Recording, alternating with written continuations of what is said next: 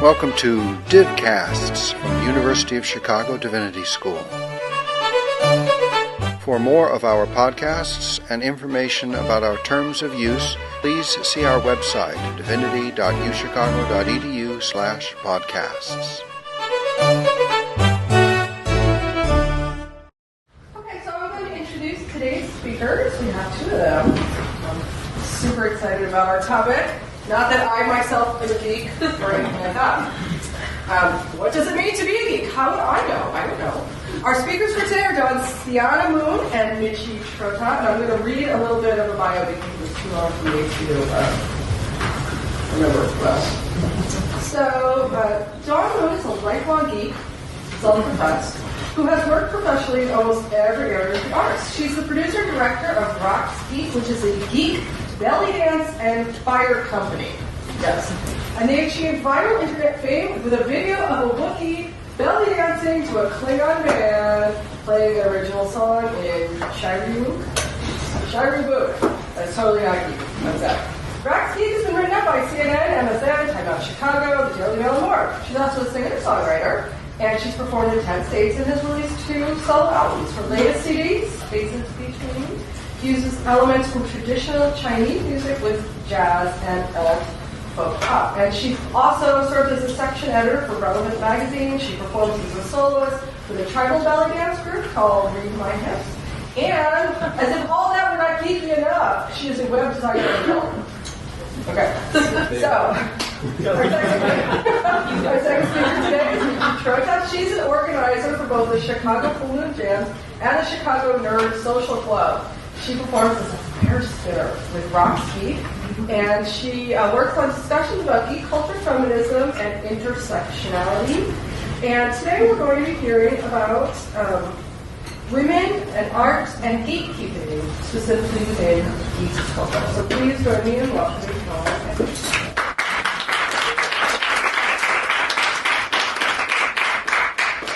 Hi, thanks everybody. So, what does it mean to be a geek? I don't know how many people in this room would claim the mantle of geekdom, but I certainly do. I think it's really exciting to be a geek because it means that you are passionate about something. You love something. You probably love something so much that even if people make fun of you or think that it's a little weird, you're excited about it anyway. You can't stop talking about it. You share it with other people. So we're going to tell a little bit of a story. The good stuff in the geek world. How to teach a Wookiee to belly dance. This is the story of Raks Geek, which is the geek belly dance and fire company that we talked about just a minute ago. And in many ways, the story of Raks Geek is really kind of my story and how I became a nerd and what I did with that. So step 1 in how to teach a Wookiee to belly dance. You find a nerd or you grow one. I'm going to blame my dad here for this. You know, parents are the source of all of our problems. My dad is an engineer. He's an aerospace engineer. We've been watching Star Trek ever since I can remember. We'll just leave it at that. I don't know how many people were online back in the days of CompuServe. So hands, anybody recognize? Handful. This is great. Wow, yeah. That's really good. Okay. So, I was online back when the internet looked like this, and the slide should be 20 years before. I thought it was really, really cool in middle school because I was on the internet before we really called it the internet. CompuServe email addresses were a long string of numbers at CompuServe.com. And I was cool because I was second in command of the CompuServe sim organization for Star Trek. Nobody probably knows what that means, but that's okay. Basically, it means I was playing D&D online, but in a Star Trek world on CompuServe in middle school, and that, made me cool. Right now, I'm actually working at the University of Chicago. My day job is I'm a web developer, and this is what I look at all day. So, pretty nerdy stuff. I actually taught myself how to code because of music, and that was I needed to learn how to create a website for myself.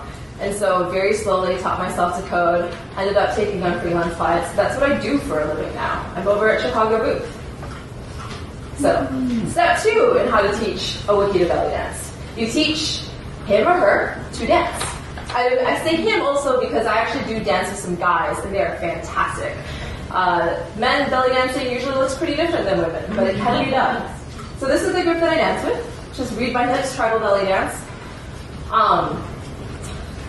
Step 3, you tell her to Google geek belly dance. This is what happens when it's 4 in the morning and nobody else is awake and you have an internet connection.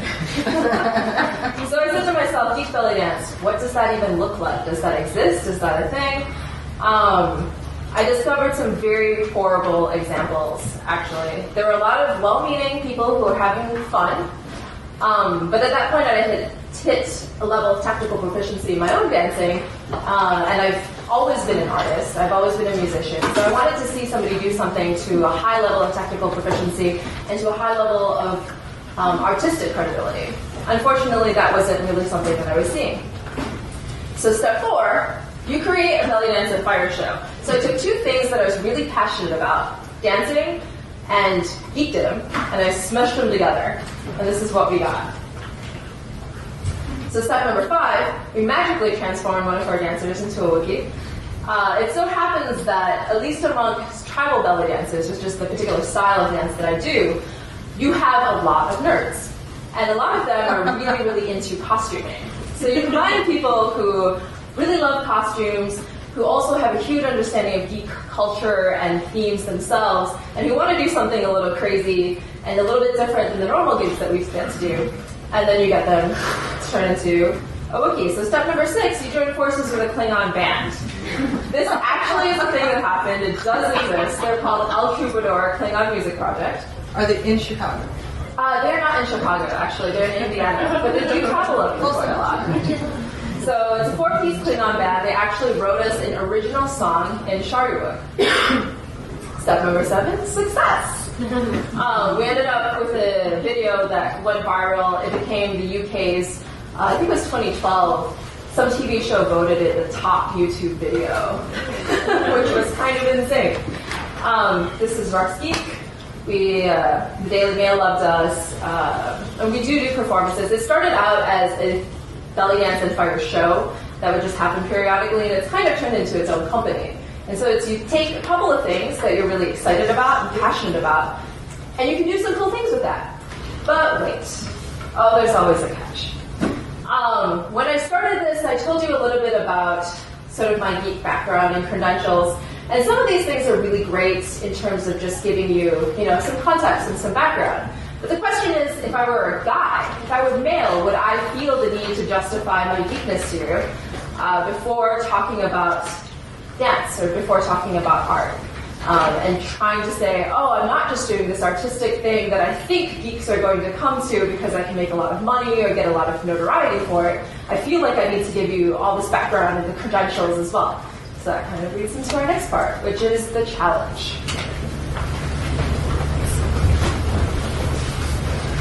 Okay, so of course Dawn gave you the job of talking about not so much fun stuff. This is apparently the dynamic our working relationship and friendship has.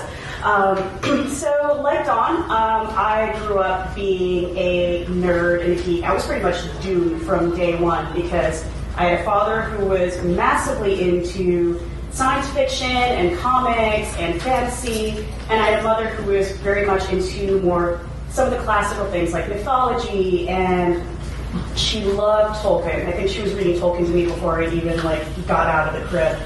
So clearly both Dawn and I we absolutely love being geeks, we love being nerds. There's a large community of really amazing people to be involved in. We all have different interests. You've got geeks doing fire dancing and belly dancing. There are people who do comic books, who are writers, who are artists. It's a really amazing community, but it's got a lot of problems. And in particular, if you're a woman, it's sort of something that you kind of end up realizing as you get into the culture. It's not something that is escapable. It's sort of endemic. And this geek culture is a microcosm of larger mainstream culture. A lot of the issues that we talk about every day, like sexism or hostility towards women in the workplace, a lot of these things will end up translating into the microcosm of geek culture. So one of the things that we've probably heard, if you are a nerd, is the idea that girls really aren't into the nerd geek thing. Girls who like nerdy things are just as special and magical as unicorns. There's actually a term for this out there called the wild unicorn herd. That's how apparently super special and unique we are. But that's actually not really the case. There have been a lot of demographic studies done lately that have shown that this is not as an abnormal thing as people seem to think it is. Facebook did a poll a while ago saying that, and they found that 46.67% of women who were part of a 24 million numbered comics fans group, almost half of them are women who love comic books.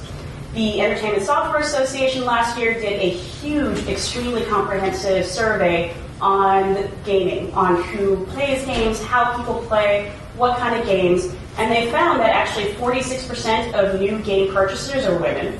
Women who are 18 or older represent a significantly greater portion of the game-playing population than boys who are 17 or younger.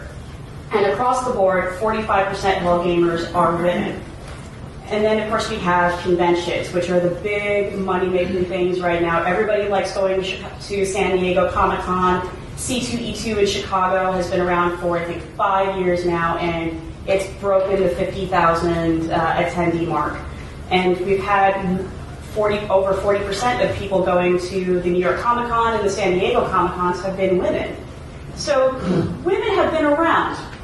We may not have been as visible, but a lot of these things also have to do with, there's been the advent of the internet. It's a lot easier for us to find each other. There's been a general shift in the culture where women are not as reluctant to get involved in spaces. They're more apt to speak out if they feel that there's gatekeeping going on, if they're being treated in a way that's different just because of your gender. So we've always been here. There have been women who have been running conventions for forever. Apparently, a lot of the old Star Trek fan conventions were mostly run by women until they started becoming a very popular thing. So as we've always been here, unfortunately, so are the problems that we're dealing with that people are talking about now. There are a lot of them, but you can probably break them down into some fairly simple categories. We have issues with diverse representation of women as characters and as creators in geek culture. There's a lack. We've had these discussions about women being shown in basic tropes. You've got, the sex pot, you have, the bad girl, you have the woman who, if she's part of the group, she's the only woman, she's the Smurfette. And half the time she's the one who has to be rescued. Or we have these conversations about what is a strong female character? Is the prevalence of having all these women who are kick-ass and strong and tough, is that actually good enough when we want diverse representation of women? And then when you have things like Marvel, where they have more women behind the desk as creators, as writers, but less titles that are featuring female superheroes, and you have the reverse problem with DC, where they have more titles featuring female superheroes, fewer women significantly behind the door as creators and artists. You also have issues of hostility towards women in geek spaces. There's the ever-present sexual objectification discussion, and everyone's not favorite topic, harassment that happens at conventions or in geek communities. Women often have to justify being real geeks or nerds. I don't know if anyone's ever had the experience of, well, yeah, so you like Green Lantern, so tell me everything that you know about Green Lantern so you can justify to me that you actually do know who Green Lantern is. Men don't tend to not have to go through this problem so much. Having to prove your cred or prove your authenticity, as Dawn mentioned, is something that a lot of women tend to run into in geek spaces. I mean, we actually had an instance when Dawn actually came to her first convention at C2E2 as one of my panelists. She was walking around the convention floor with a badge that very obviously said speaker on it. She was talking to a vendor at one of the tables, and the guy happened to notice her badge and said, "Oh, is that yours, or are you just borrowing it?" Anybody who's ever met Dawn will know that she's an extremely authoritative person. And if she was also walking around, I believe it was a Doctor Who t-shirt. I think so. Yeah, you were very obviously in nerd mode walking around, but yet someone actually asks you, is that your badge? So then we also have, part of that is the whole idea that geek is a gendered noun. We have a convention called Geek Girl Con. There are no conventions called Geek Boy Con because all geek cons by default are considered for majority men. If you have the idea that, you have the idea that women are special interests in geek culture. Men are the norm. Women are considered unique or not as normal. Men are considered the norm and the default. And you have, this quote by Mariah Huner, who's written the really bestseller True Blood, I think actually says a lot about how that's kind of an issue. Men simply don't have to deal with the assumption that they don't belong automatically because of their gender. Even though women have been a part of geek culture for pretty much since its inception, there's still the assumption that we don't belong because we're women, or we're interlopers, or we're new, or we're special. There's all these sorts. We're just part of geek culture like everybody else. And then there's the ever fun part of the problem of harassment. The cosplay is not consent movement has been something that's been growing over the last couple of years in response to more and more people actually speaking out about incidents where they're being harassed at conventions. Costumes are a wonderful thing to play with. They're one of the best things, I think, about being part of geek culture. Because clearly we do Raks Geek, which involves a lot of costuming. But there's the idea, again, that if you are a woman in a geek space, you are there as an object to be consumed, not as a person who's there to enjoy things. If you're a woman in a geek space, you are there looking for male attention, or you're looking for validation. You're not just there because you want to squee over a Doctor Who stuff, or you're on your hands and knees going through, doing the rat finger dance, like I call through bin diving, where you're looking for comics and graphic novels. One of the good things about to come out of the fact that people are talking about harassment more is that we do have organizations like Cosplay is Not Consent. There are more conventions that are going around actually putting up signs, putting up harassment policy so that people actually know that if you deal with harassment, because it happens in everyday spaces, this is not a problem that is just specific to geek culture. This happens in the tech industry, this happens in the atheist skeptic circles. That's been a huge topic of contention. But having a policy there signals to people that if anything happens, the con knows how to deal with it. They will take you seriously and will make sure that it's not a problem again. You can't ever prevent it 100%, but the fact that there are more and more places actually adopting harassment policies, either retroactively, or there are conventions starting with having them in the first place, and they're making sure that their staff are trained, they're engaging in PR so that people know that this is a topic that they take seriously. It's a really, really fantastic thing. Again, this is actually a really great example where we've seen allies working with women who are, harassment is not just a sexual issue. There's harassment if someone thinks that you're of the wrong race to be in geek culture, if they don't like your sexual orientation. There have been authors like John Scalzi, who is one of the Hugo Award winners for his novel Red Shirts. He's got a huge following. Last year, he ended up making a pledge to not attend any conferences that did not have a harassment policy. He had nearly 1,000 people co-signing his pledge, and that's actually been a huge pressure on the industry to make those changes.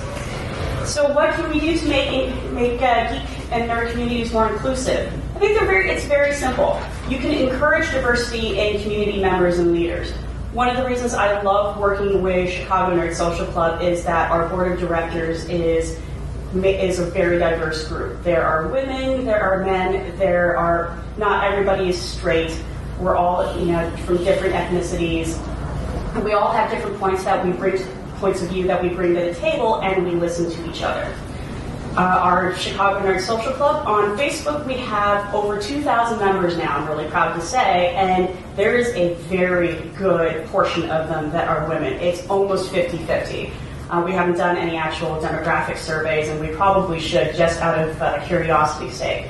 But we have a wide variety of people who participate in the club. And I think one of the reasons that they want to join is that we make it very clear from the outset that we are a group that welcomes anybody who wants to call themselves a nerd or a geek. There are no litmus tests.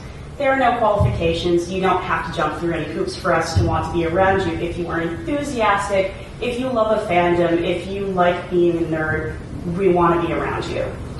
Support more work by women or work that features women in lead roles. That's really important.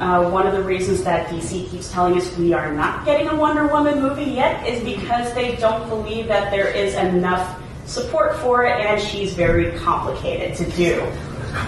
Just for comparison, Wonder Woman's been around since 1942.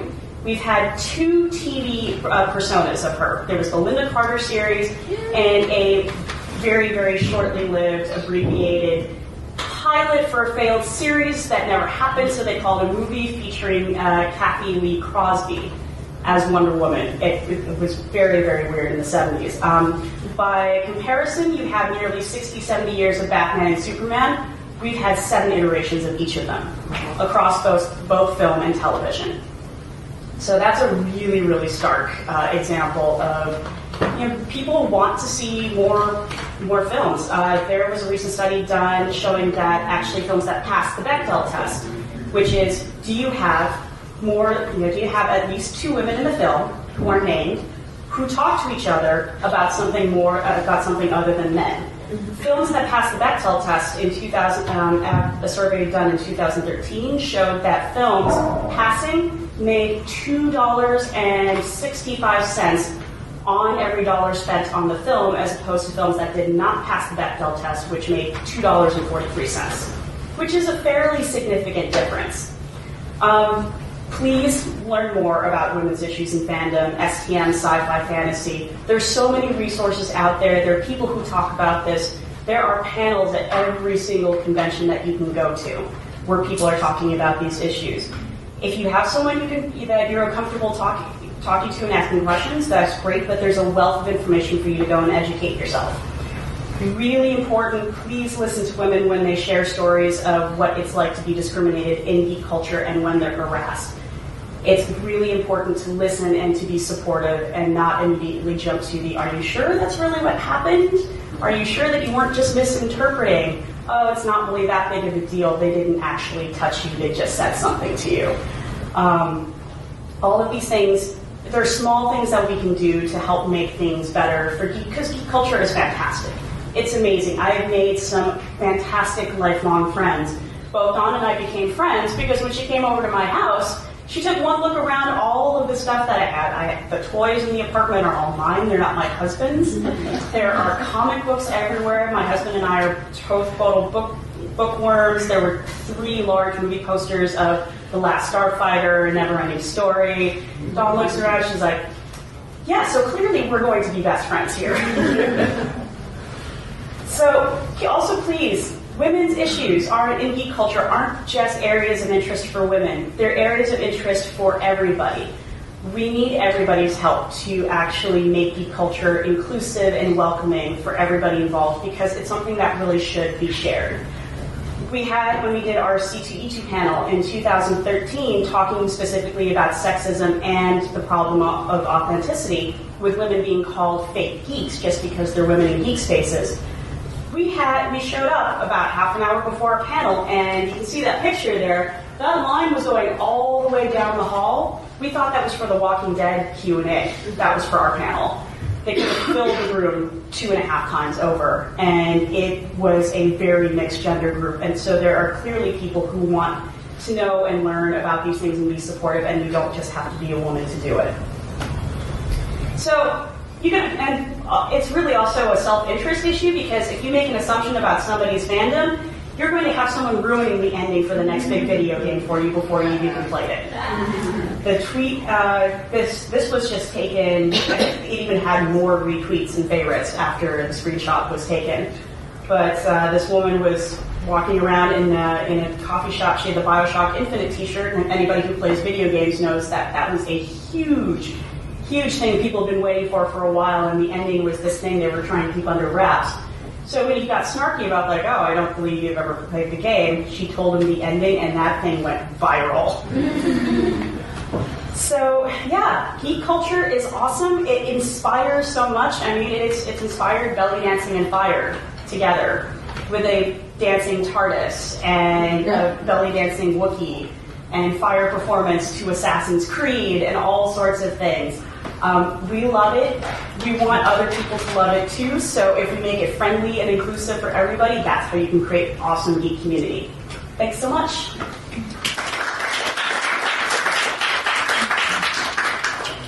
So at this point, we just wanted to open things up for dialogue, questions. This is your space now. All right, go ahead.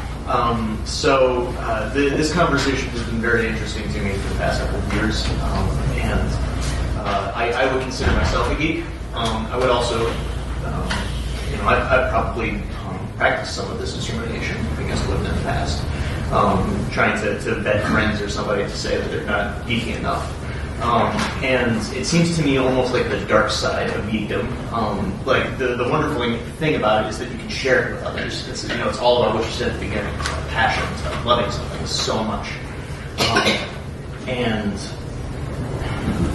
I worry about the fact that it seems people want to hold on to that passion and not share it with anybody else. And to see it, and if they start singing in somebody else, they want to vet them. Like you want to make sure that they share that same passion.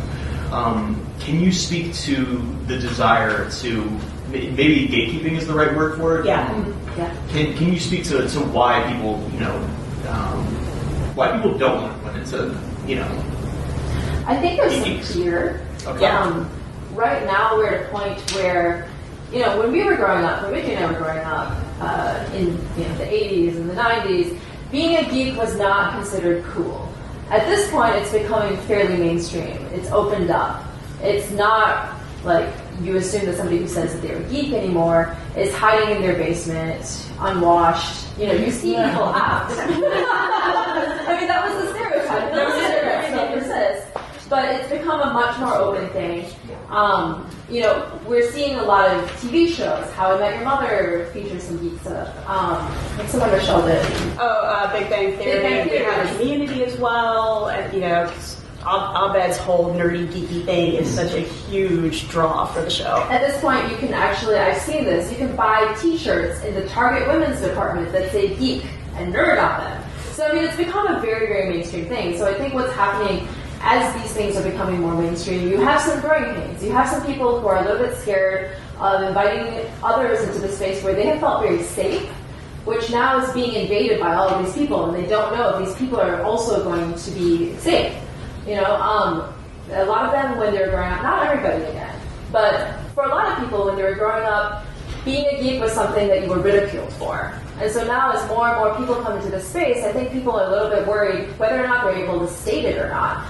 Are they going to be ridiculed by all of these people who are coming in? Is this still a place where I can live? And I think a lot of the pushback that we're seeing is coming out of that as the root cause. Well, there's also the redefining who that space was safe for. There have been a lot of really good conversations about, well, yes, geek culture was a safe space if you were a straight white cis guy.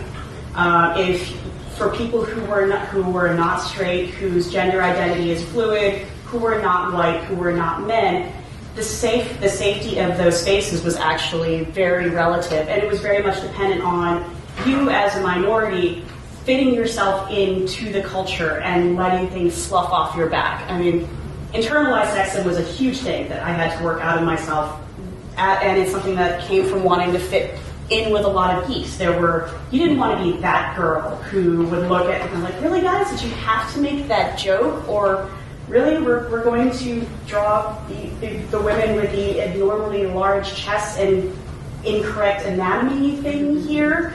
But if you said something, then you were the killjoy. You were the one who was not fitting into that space. So I think the fact also that more people are speaking up and saying, hey, could we not use racial slurs while we're playing video games right now? Or could we just not use the term rape as a metaphor for something that you just did horribly to someone playing Dungeons and Dragons? here, that's just not cool, more people are willing to say those things, and it does make someone feel, but wait a minute, this was totally okay. Why are you saying that's not okay anymore? I think there's also a little bit of, if you are a woman who grew up doing a lot of very geeky things, in all likelihood, actually, you were surrounded by boys, right? You were surrounded by males, because other women did not necessarily come out of the woodwork. I don't think it was that the interest wasn't necessarily there. I think they were not comfortable in admitting to it. Because admitting any sort of geek interest means that now suddenly you're at the bottom of the social hierarchy. We're going to classify you with all those people that we don't like, who we think are hiding in their basements.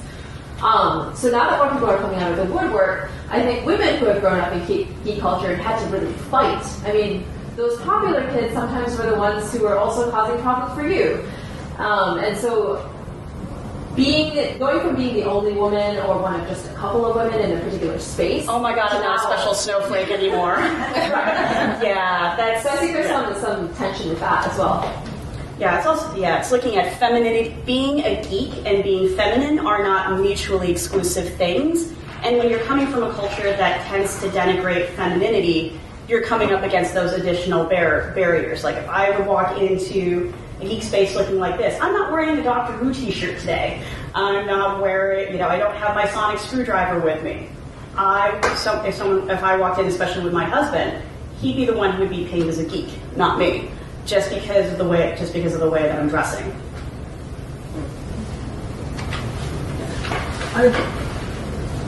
I'm an enthusiast of many things, but I'm not a geek in the sense that you're talking about this. I see there's sort of two sort of areas. One is sort of media consumption. Have you played the video game? So it's sort of collecting knowledge through engaging with media. But then there's also this sort of creativity and playing with the ideas, the characters, in sort of the costuming and things like that. Do you, in terms of the gatekeeping, sort of internal, sort of the community dynamics, do you see sort of that this issue plays out differently in those two areas, or? Oh, that's an issue with cosplay, is a big one. There are a lot of people who will make their own costumes. It requires a lot of time, a lot of energy, and some of the things that people make are amazing. Like Dawn made her TARDIS skirt. I think that's fantastic. In all fairness, I don't really consider myself a cosplayer because I think that's a whole other level of things. But I make a lot of costumes for dance shows and that sort of thing. But there's the issue where even among cosplayers, there's something like, oh, you bought your costume? You're not a real cosplayer. Or you don't have the right kind of body to pull off that costume. Or God forbid you're a black woman cosplaying Sailor Moon. There's a lot of policing that goes on within those communities because someone isn't doing something the right way. Like you didn't, if down to the point where like, oh, you used the wrong kind of stitch making that Regency era outfit. Really? it happens and it's like that with a lot of different subcultures. Is that there's a lot of policing going on. You're supposed to be doing things the correct way, as opposed because there's theoretically only a finite amount of pie. The pie is infinite. There's enough pie for everybody. And I think there's something too about being really passionate about getting something done well and done right. And it's not so much that underlying we want to have everything done properly. Oh, we really want to strive for historical accuracy in this costume, and so we're going to talk about what stitches to use or what fabrics to use. It's not really that's the problem. It's the attitude that comes out of it. You didn't do that right. Or is it, hey, let's have a discussion about maybe we can make this better. And there's something like more open about a way you can invite people into that versus pushing them away. And it's all attitude. I feel like I'm listening to a discussion about my religious community. Only you've taken some vocabulary, you've changed your vocabulary. I mean, it's almost general society, right? I mean, but no, I mean, this emphasis on little tiny things, right? And you didn't do that right. I'm a person. There's only enough persecution for me, and I'm part of the religious minority. That's a very, the persecution complex that goes with not all geeks, but with a lot of geeks who are like, I suffered for this, and it sucks and is unfair that more people, that being a geek and a nerd is popular now, and people can call themselves that without having to suffer for it. It's like, do you really want that to be a goal, a thing that everyone has to go to in order to talk He-Man with you? Really? Because I kind of like the idea that maybe I suffered so somebody else didn't have to. I mean, I have nieces and nephews now who are totally into a lot of these things, and it just kills me that my niece has asked her dad things like, well, I can still like Batman even though I'm a girl, right? Or my nephew is very quiet, he's not a macho child. He's very much into playing quiet games, he likes playing Minecraft. The idea that he's going to come into a culture and because he doesn't fit a certain male stereotype and get picked on is just as awful. Can I ask a question that kind of feeds on what you were just saying? I have 2 boys who are 10 who are not quite geeks yet, though they are seeming to go that way. While they're young, please. And I, in various other arenas of their life, have done my best to stamp out sexism. But like, what would you suggest as a mother to make them allies instead of like, perpetuating this situation? There have been a lot of parents actually talking about that, and some of them have had really good suggestions about, giving them reading material that have female protagonists, or who have protagonists that aren't just white guys. And look for a variety of protagonists. You don't want to stick with just the strong female character. And there's been a really good article circling around the net lately talking about the character Sansa from Game of Thrones and about how she often gets written off as being weak because she's very feminine and because she's very emotional, when actually the way that they break it down, they're showing that she's actually a different kind of strength, a different type of resiliency, as opposed to her very popular tomboy sister, who's the one running around waving a sword, committing revenge by killing the people who have killed her family. It's a lot, I think exposing your children to different characters, different mediums, and just reinforcing the idea that women are people. They're characters. They're not tropes. They're not plot devices. They're not puzzles to be solved. Stephen Moffat and Doctor Who. Wish we could get into that conversation for forever. I think there's also a little bit of, if you as a parent have a particular worldview, a lot of that does filter down to your kids, just in your attitude and how you treat people. And I think probably even that more so, right, than the stories that they're hearing from other places. It's the stories plus what is your filter on the story, what is your perspective on the story. So even if there are things that I love that are problematic. I recognize that. And it took me a long time to do this, because when I was growing up, I saw Miss Saigon when I was in high school for the first time. Loved it. And then I got a little bit older, and I realized there are some serious problems with that school. Particularly in the ways that it handles Asian women and stereotypes.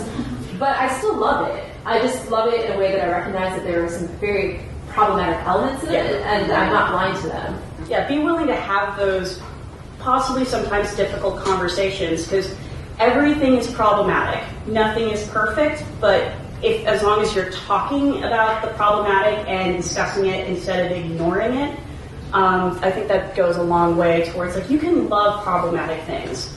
I love Joss Whedon's stuff, and he's got problematic things in his presentations as well.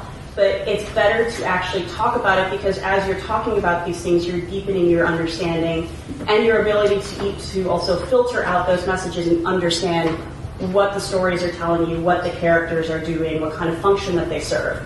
As a writer, I find that really useful to do, because it's showing me things that maybe I want to avoid in my own work, or things I'm like, well, these are tropes that I used to rely on, but I didn't realize they were tropes until I started reading. Just to piggyback on Carrie's question, there's a website called, I want to say it's commonsense.org, and it collates different information about TV shows and movies for parents, right? So you get a little blurb about whatever it is, and it'll say, so this has a lot of violence, but let me tell you what's going to happen sexually, or whatever. So is there something out there for parents to read about? There's actually, I think there's a Geek Dad Twitter and website, and I think there's also one for Geek Mom or Nerd Mom. I think they're probably brother-sister sites, but there are definitely resources out there for if your kids are into geeky things, or if you want to, what things are recommended, what books, what authors. I'm a big proponent of Tamara Pierce. Her stuff is awesome for both boys and girls. But yeah, there are resources out there. And I know at Chicago Nerd Social Club, there had been a lot of parents who will occasionally talk about things. They're like, hey, so, my kid loves this and I want to bring them to a convention, but, what kind of resources, do I need? Are there things that I need to be concerned about? Just, if you go online and look for it, you will probably find it.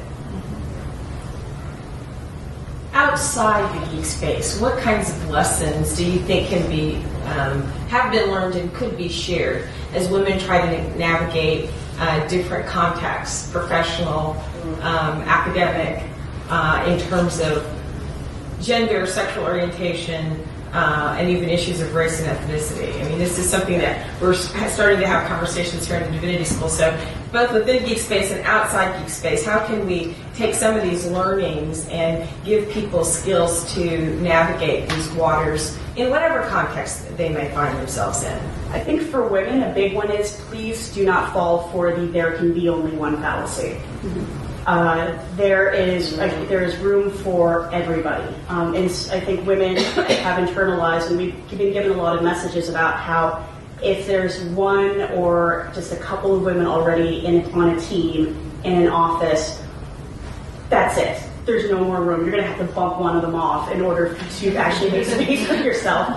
When actually what you should be doing is reaching out and being supportive of other women in your workplace, in your profession, sharing knowledge, sharing resources, and lifting each other up instead of looking at each other as automatic competition. If you're going to look at somebody as competition in your workplace, everybody is competition, not just the other women. And I think also be aware of the fact that as a woman, I think for me and Dawn especially, knowing that what your race is going to also affect your viewpoint as a woman, as a minority. If you're straight, if you're not straight, knowing that all those little things will mean that people are experiencing problems different than you. And just because you haven't seen it or you haven't experienced it, that doesn't mean that another person's experience is invalid. I really believe in stories. I think Yes.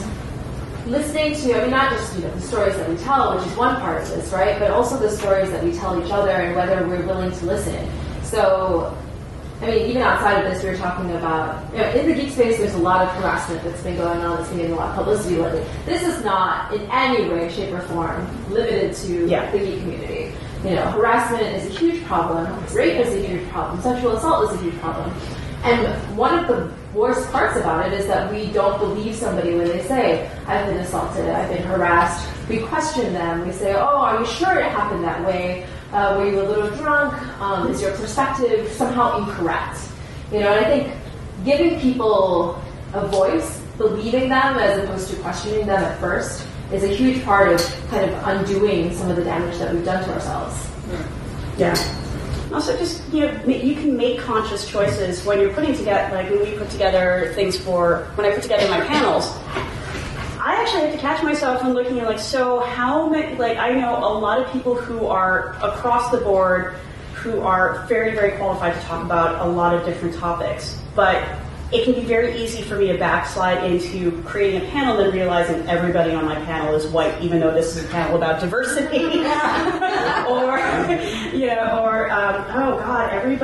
Everybody's straight or everybody's gender binary. There's a really important. You have to be, I think, cognizant of when you're trying to create diversity, actually that you are creating diversity, because everybody has unconscious biases. We all have unconscious patterns that we're used to operating in. And part of what will make things better is to recognize those patterns in yourself and try to push yourself outside of those comfort zones.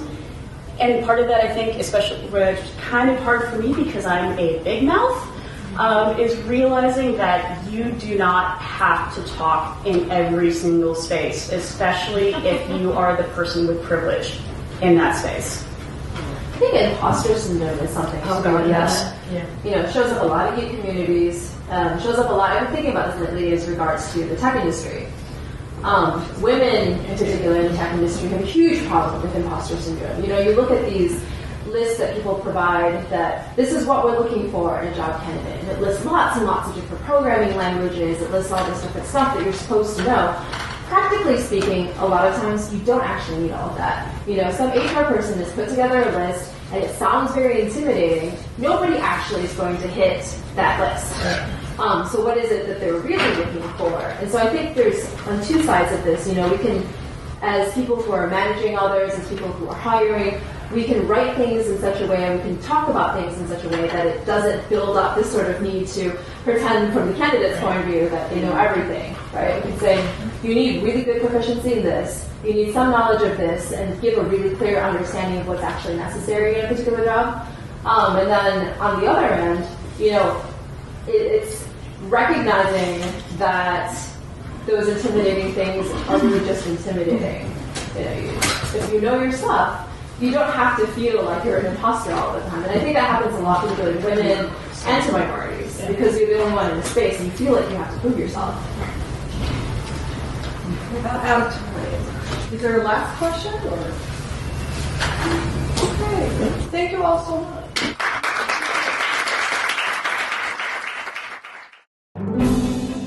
We thank you for listening to or viewing our podcast. For more information and for other podcasts, please see our website, divinity.uchicago.edu/podcasts.